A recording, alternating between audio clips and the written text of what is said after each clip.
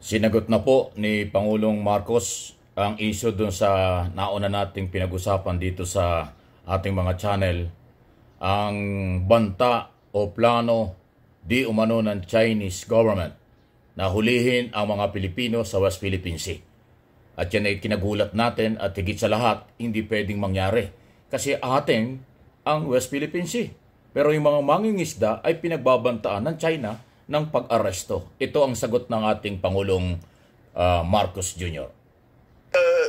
That kind of action would be completely unacceptable to the Philippines. Of course, once again, I do not talk about operational details, so you will leave it to us. But the position that we take is that that is unacceptable, and we will take whatever measures to always protect our citizens. All right, sir. A follow-up question. There are also concerns about wiretapping allegedly being done by Chinese officials and even the Chinese embassy. What is your directive on this interview issue, po sir? ito ng Malacanang reporter. Directive. It's just we are looking into it because really the fact of the matter is there have been mentions of a tape that says, that confirms that there was this agreement, etc. All of that, and I keep hearing that there's a tape, and I keep wanting to hear it, and as yet we don't have it. So it's very hard to come to any conclusion until we know that the thing actually exists. So it's very hard. It is in the possession.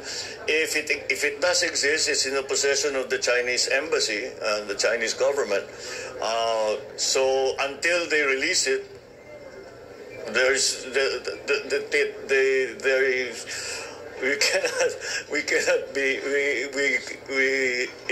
becomes harder and harder to believe and to accept that there was an agreement. Last na Yusek, related also to this topic, do you have any directives as to whether or not government offices should take extra precaution given we have this kind of issue now? There's no directive like that. It is our policy, and we have been disseminating that policy to all.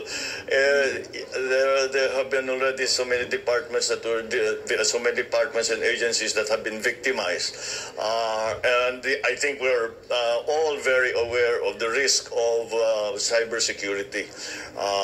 Not for all kinds of reasons. So yes, we are very conscious of that, and the DICT, for example, together with DOST, are working hard together with our security services to make more robust our cybersecurity. We have spoken to many experts, and we have taken some of the best people in cybersecurity are actually Filipino, but they're civilians. So we have to bring some of them. I don't know if we can find an arrangement for them to work for the military, to work for government agencies. Maybe as a free agent. We'll see. Thank you. So ayan malinaw yung sinagot ng Pangulo tungkol doon sa planong pag-aresto sa mga Pilipino na pupunta dyan sa West Philippine Sea. Ito'y kasunod nga po nung ginawa ng ating coalition civilian mission na resupply ng mga pagkain, tubig, medicine, fuel doon po sa mga mangisdang Pilipino. At hindi nagustuhan ng China. Hindi nila matanggap na mayroong pagkakaisa ang Pilipino sa ganiyang issue. Pero nagbanta silang aarestuhin, kaya sabi ng Pangulo, hindi pwede. Sabi ni Pangulong Marcos, malinaw sagot niya ron, bibigyan niya ng proteksyon ang mga Pilipino. Hindi pwedeng arestuhin sa ating lugar sa West Philippine Sea. Napakaganda niya sagot na ng Pangulo. Salamat, Mr. President. Sunod na tanong ay yung issue tungkol sa wiretapping. At alam naman natin, inaamin ng Chinese government na merong silang recorded na i-record na usapan sa isang mataas na opisyalis ng military kaugnay sa di umano ay New Model Agreement. Laging may mga ganyang diskarte ang China. So pag wiretapping, ayan na sinasabi, may mga batas tayong umiiral na dapat ay panagutin. Actually, hindi nabanggit ng Pangulo, malinaw yung wiretapping law.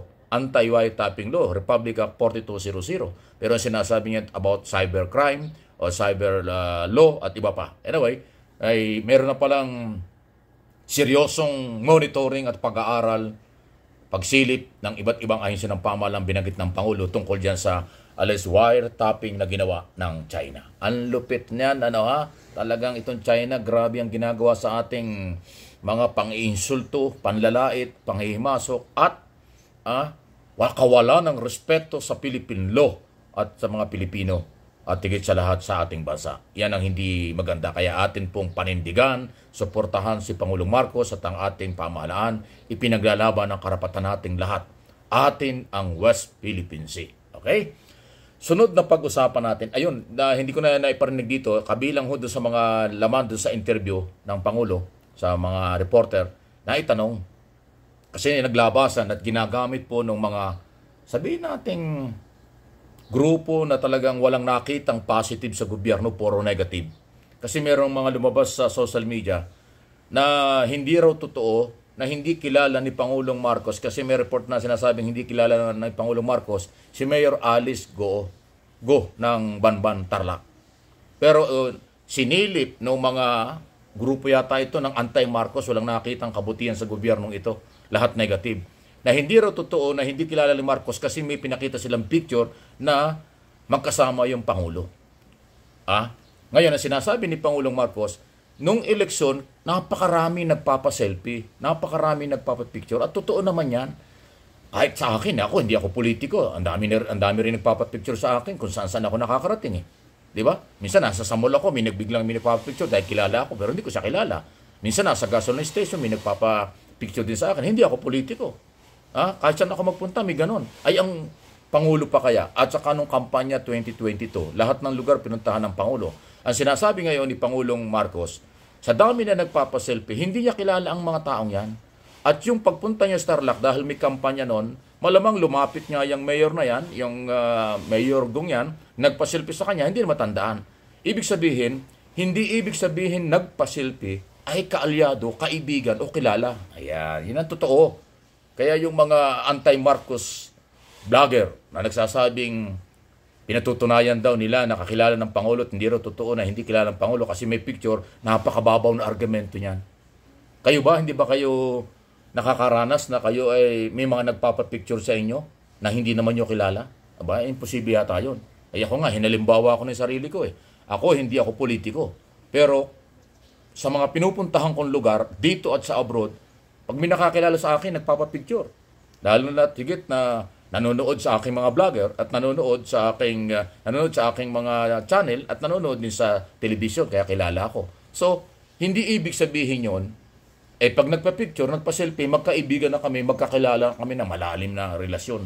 Hindi yan totoo. So, mababaw na argumento ang bintang na naman ng mga anti-Marcos na pinipilit nila na nagsisinungaling ng Pangulo at pinapalabas nila kaibigan, kakilala ng Pangulong Marcos si Mayor Go. Ay, nako talaga. Ang babaw nyo. Ewan ko kung saan yung hinuhugot yung kababawan na yan.